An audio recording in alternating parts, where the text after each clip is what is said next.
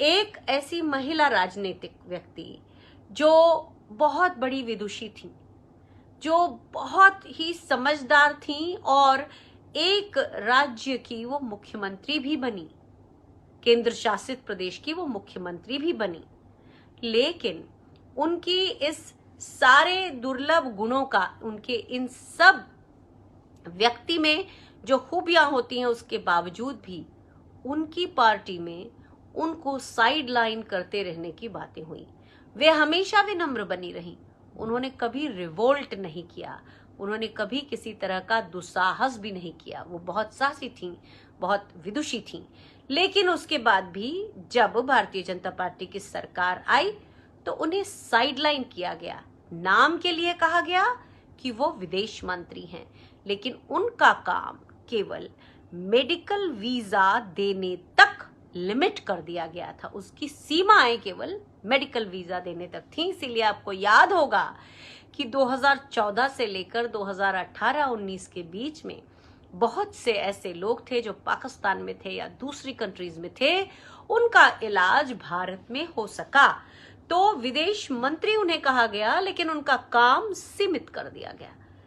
तो इतनी विदुषी, इतनी प्रखर, इतनी प्रबुद्ध, इतनी ओजस्वी और तेजस्वी राजनैतिक कद की महिला के साथ जिन्होंने ऐसा किया, क्या वो सामान्य महिलाओं के साथ ऐसा नहीं करेंगे?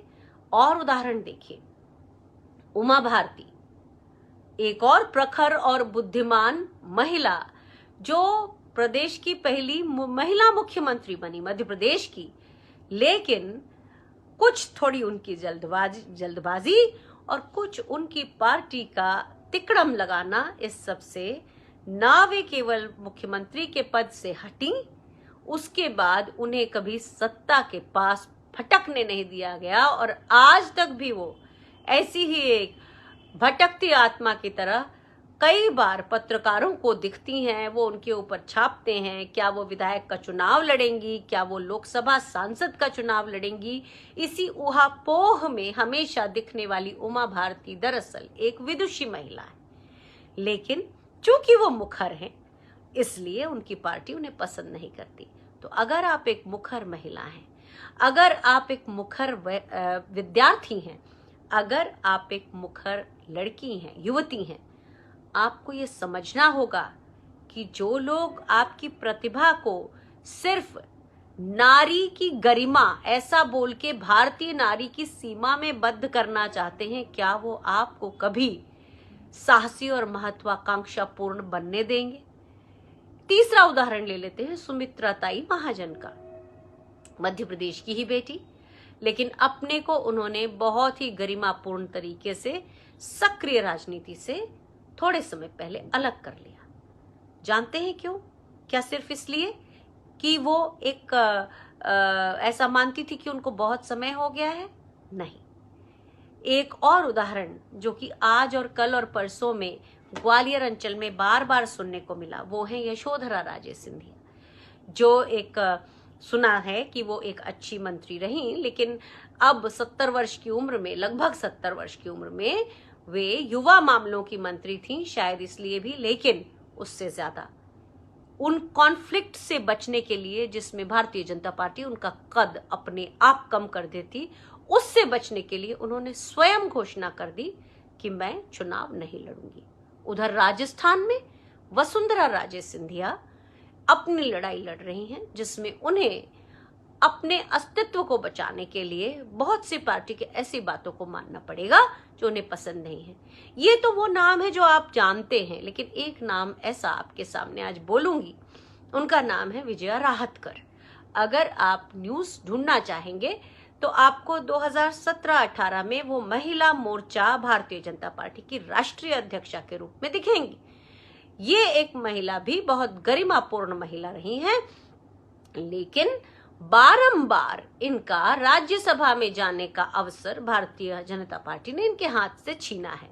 अगर मैं गलत नहीं हूं तो लगभग 4 बार से ज्यादा ऐसा हो चुका है, और मैंने उनको बहुत उद्वेलित देखा है, व्यथित देखा है, लेकिन साथ में ही मैंने उन्हें बहुत निरीह पाया है कि वो अपनी बात न तो कहीं पहुंचा सकती हैं और वो पार्टी के पुरुष सदस्यों के, पुरुष अध्यक्षों की मर्जी पर ही आगे अपना भविष्य तय कर सकेंगी। इन सब महिलाओं को देखते हुए मुझे अपने प्रदेश की महिलाओं को और देश की महिलाओं को ये बताना है कि जो चमकता है वो सोना नहीं होता। और आपसे ज्यादा कौन जानेगा? सोना तो आप हर त्योहार पे खरीदती हैं, अक्षय तृतीया पर खरीदती हैं, धनतेरस पर खरीदती हैं, बेटी की शादी के लिए जोड़ने के लिए खरीदती हैं, जब थोड़े पैसे ज्यादा हो जाते हैं तब खरीदती हैं।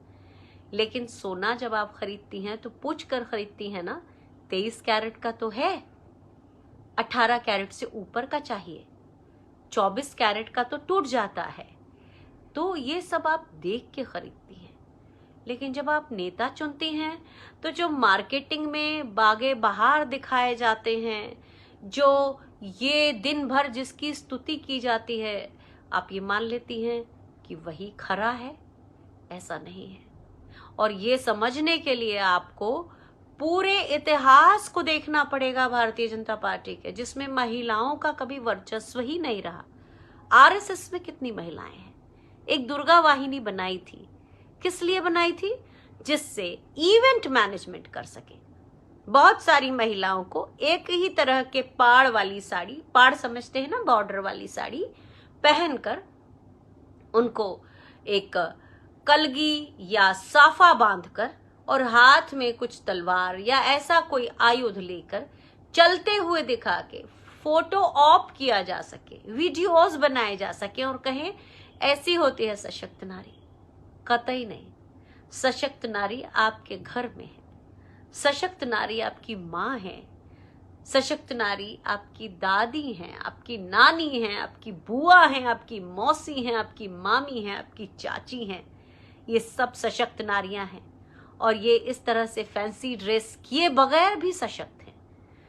तो ये जरूरी है कि जब बार बार ये कहा जाता है कि आपके जरिए कुछ लोग अपना सत्ता का स्वार्थ साध रहे हैं, तब आपकी आंखें खुलना चाहिए। क्योंकि हम सब भारत की जो नारियां हैं, कोई इस तरह का समाज की संरचना ऐसी रही है कि नारी को हमेशा कुछ उसके चुनिंदा क्षेत्र बताए गए हैं और बहुत सी महिलाएं ऐसी हैं कि उस चुनिंदा क्षेत्र से आगे जाकर एक प्रोफेशनल काम भी करती हैं और उसमें भी धाक जमाती हैं। महिलाएं मल्टीटास्किंग कर सकती हैं, तो फिर वो मल्टी डायरेक्शन में सोच क्यों नहीं सकती? मैं ऐसा मानती हूं जरूर सोच सकती हैं। क्योंकि कल मैं प्रियंका गांधी जी का भाषण सुन रही थी। उन्होंने कहा कि महिलाओं का, महिला होने का और उनकी अच्छाइयों का हर बार दुरुपयोग किया गया है। और इसीलिए उन्होंने कहा कि जैसे रुक्मणी जी ने अपने रथ की बागडोर संभाल के कृष्ण जी से कहा था कि लोगों को यह एहसास ना हो कि आप मुझे छल से लेकर जा रहे हो, मैं खुद अपनी रथ की बागडोर थामूंगी। तो प्रियंका जी ने यही आह्वान किया था कि अपने रथ की बागडोर खुद थामिए, लगाम खुद थामिए। लोगों को आपको डायरेक्शन देकर इधर उधर की बातें मत करने दीजिए। अपने आसपास के लोगों को देखिए, होती हुई क्रूरताओं को देखिए, उन्हें सामान्य मानना बंद करिए और ये समझिए कि जितना हक आपको आत्मसम्मान से जीने का है, उस बिटिया, उस बच्ची, उस महिला को भी उतने ही आत्मसम्मान से जीने का हक था जिसके साथ ऐसी जबरदस्तियां की गई हैं।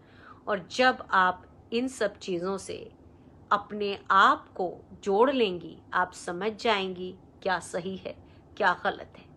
इसलिए केवल अच्छे आयोजनों की चमक में, किसी कार्यक्रम में सजी धजी महिलाओं की चमक में अपने आप को खो मत दीजिएगा।